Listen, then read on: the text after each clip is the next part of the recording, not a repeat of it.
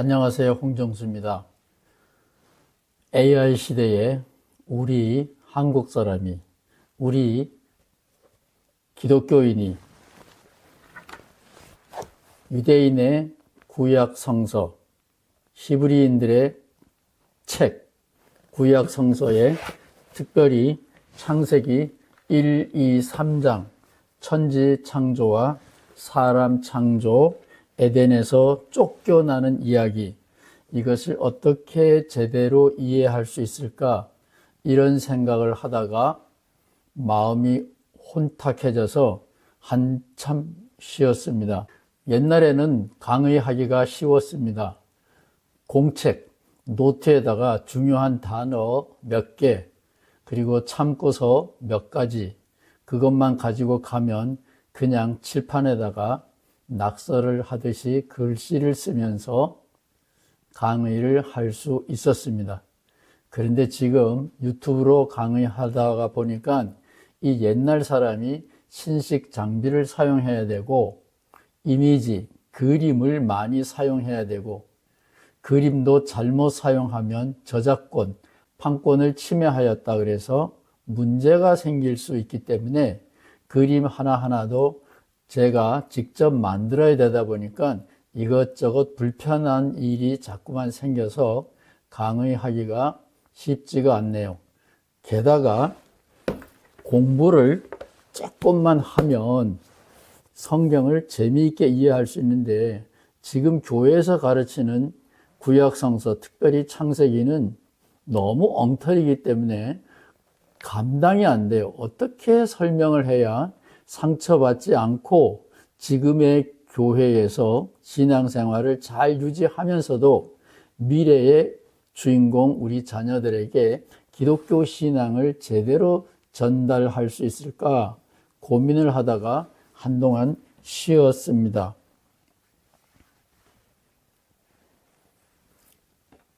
제가 다리를 놓겠습니다.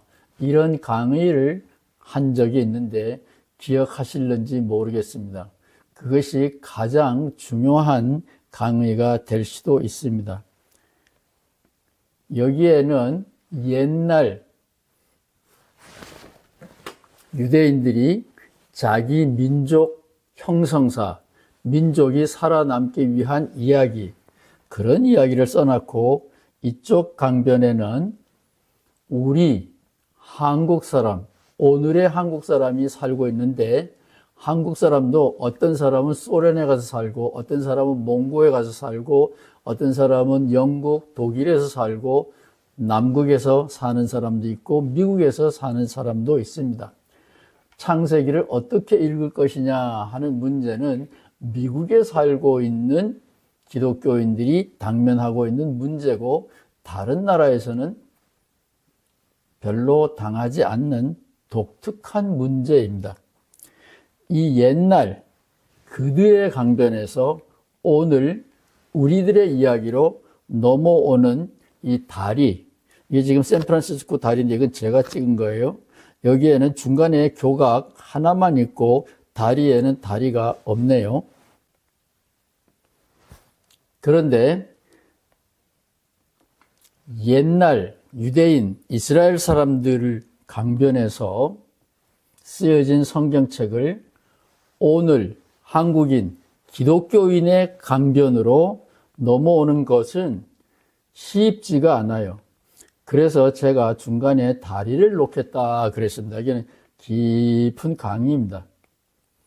다리를 놓겠다 그랬는데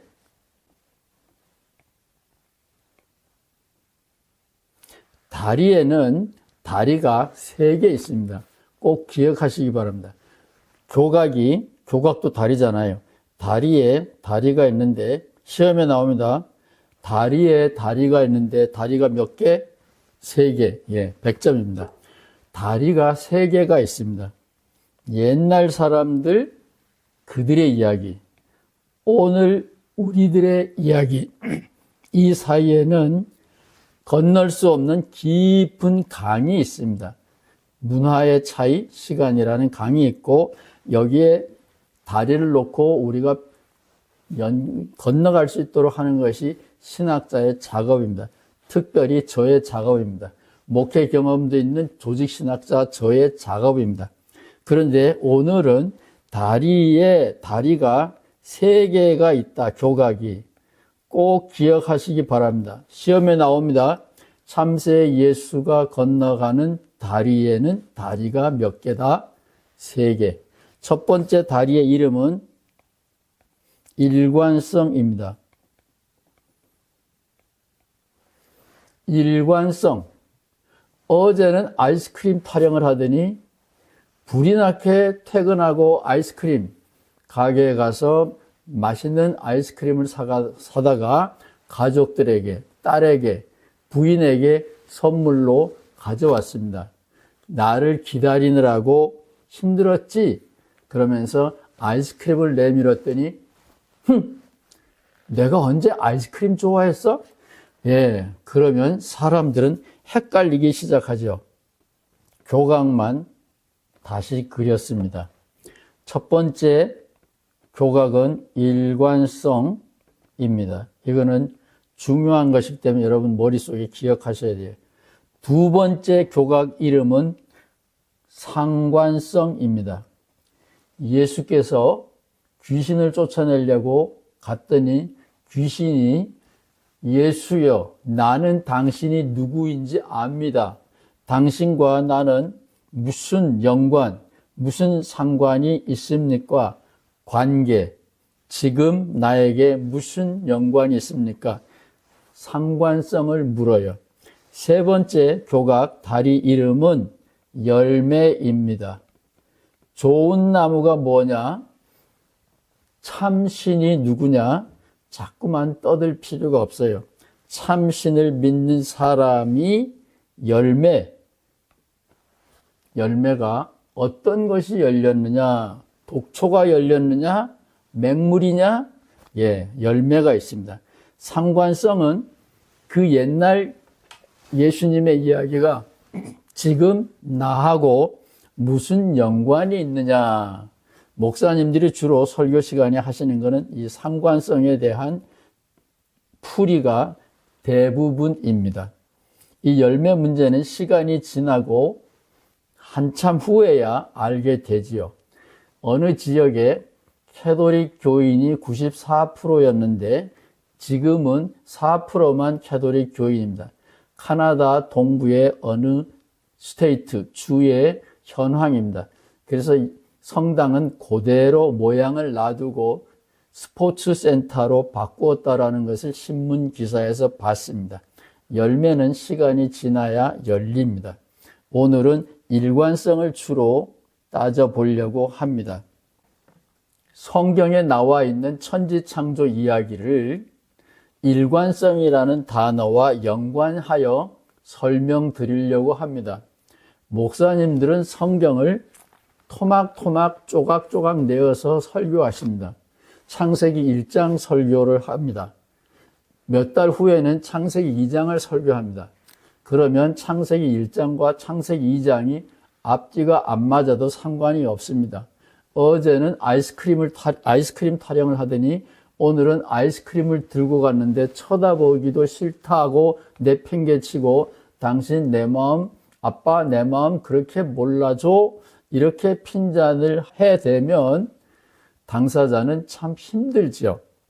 제가 설교를 해보니까 교우들이 머리가 너무 좋아서 목사님 그거 몇 년 전에는 이렇게 말씀하셨는데요.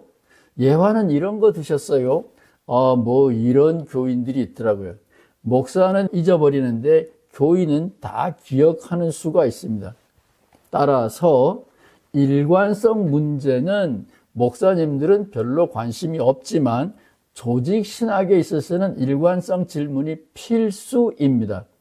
조직신학은 조직을 연구하는 것이 아니라 일관성, 상관성, 열매는 어떤 종류가 열리느냐 이 세 가지를 연구하는 것이 조직신학입니다.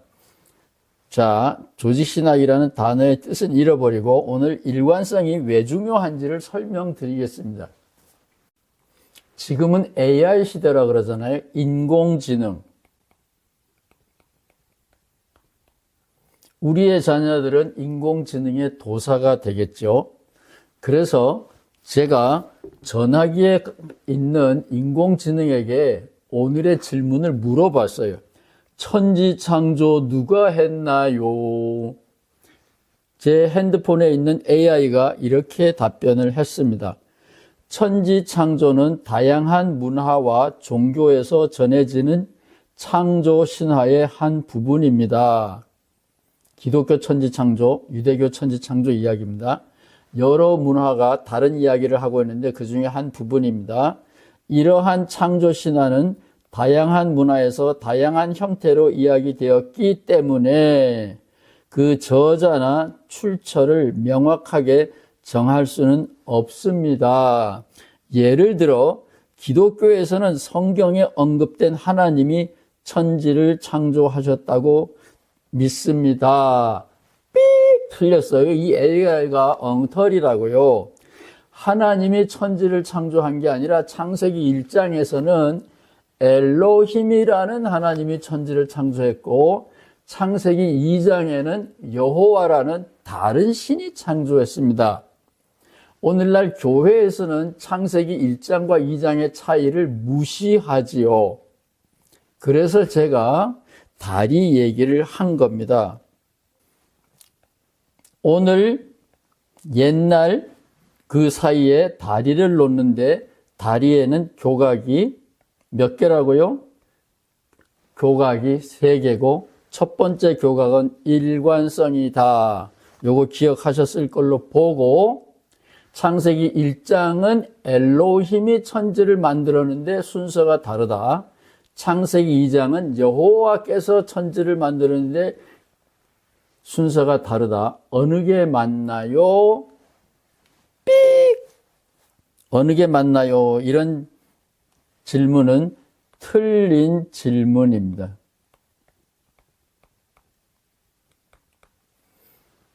어느 게 맞나요가 아니라 우리의 질문은 일관성을 물어보는 겁니다. 틀리다. 1번 맞아요. 그러면 창세기 1장이 맞느냐 2장이 맞느냐 이거는 잘못된 질문이고 1장을 쓴 사람과 2장을 쓴 사람은 다르다. 그런데 어느 시점에서 유대인들이 이스라엘 사람들이 살아남기 위해서 창세기 1장과 2장을 한 책에다가 묶었다. 우리는 지금 성경을 읽습니다. 따라서 서로 다른 이야기를 뻔히 알면서 왜 묶었을까? 다른 이야기를 묶은 사람들의 심정은 무엇일까? 아이스크림을 좋아하다가 아이스크림은 꼴도 보기 싫다고 하는 이야기를 동시에 그것도 앞뒤에다가 갖다 넣는 사람들의 속셈은 무엇인가? 저의 진짜 뜻 이런 것이 조직신학이 질문하는 겁니다. 일관성이 없기 때문에 찾아야 되고 없기 때문에 일관성을 만들어야 돼요.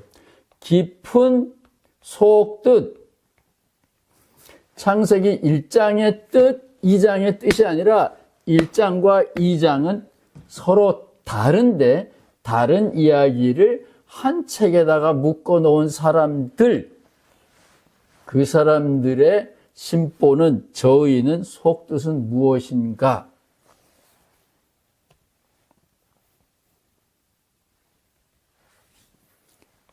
창세기 1장에서는 하나님께서 빛을 만들었다 그러는데 저 뒤에 이사야서에 가보면 이사야서는 창세기를 몰라요.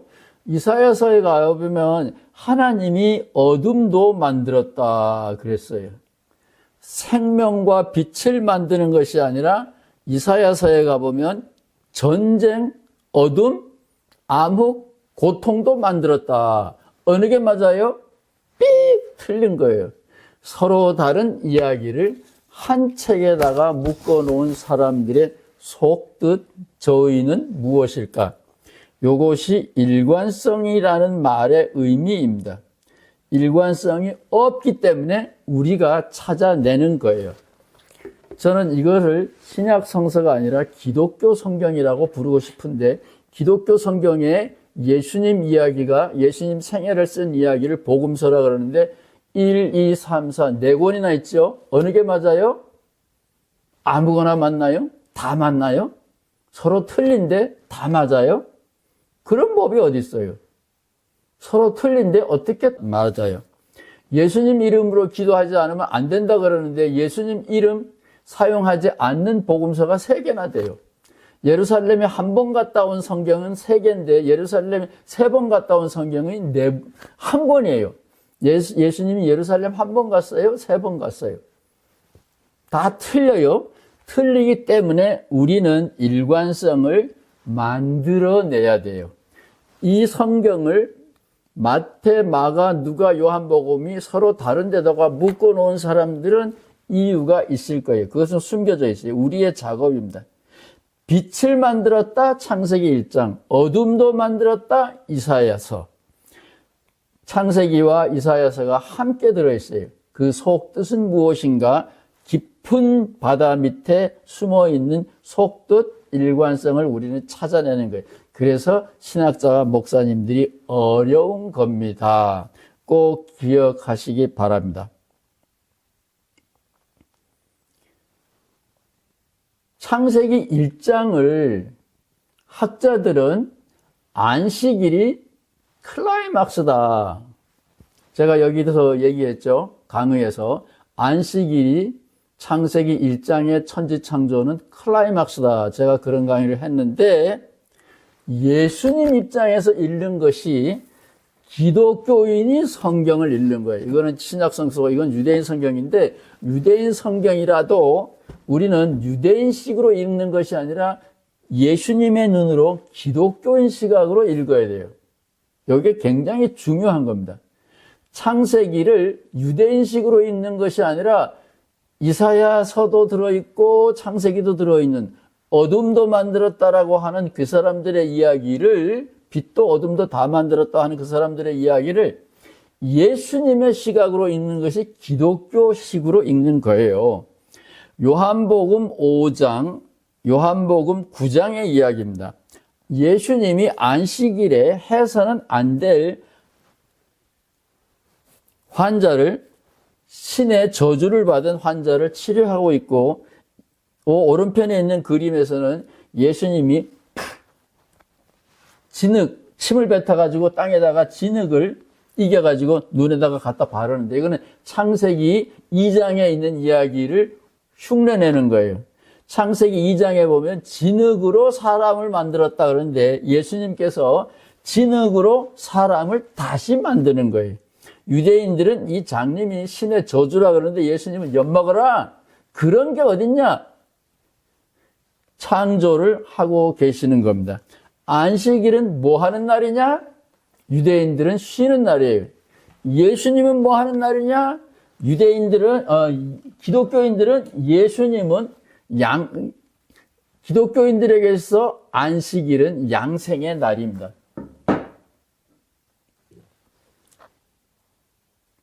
유대인들은 쉬는 날이에요. 몰래 돈 벌고 쉬는 날이에요. 예수님에게서는 안식일이 뭐 하는 날이냐? 쉬는 날이 아니에요.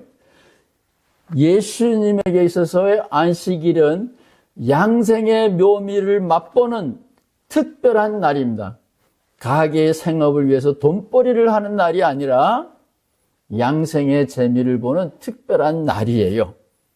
자, 어느 게 맞아요? 아니에요. 우리는 기독교인이기 때문에 예수님식으로 성경을 읽어야 되는 거예요. 안식일의 천지창조의 핵심은 뭐냐?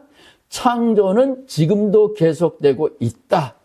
창세기 2장에서 진흙으로 사람을 만들었듯이 예수님은 지금 침을 뱉어가지고 진흙을 발라서 눈먼 장님을 치료하고 있는 거예요. 그것도 안식일에. 이것이 예수님입니다. 창세기 1, 2, 3장을 읽는 가장 중요한 것은 복음서에 나와 있는 예수님의 시각으로 천지창조를 읽는 겁니다. 그래서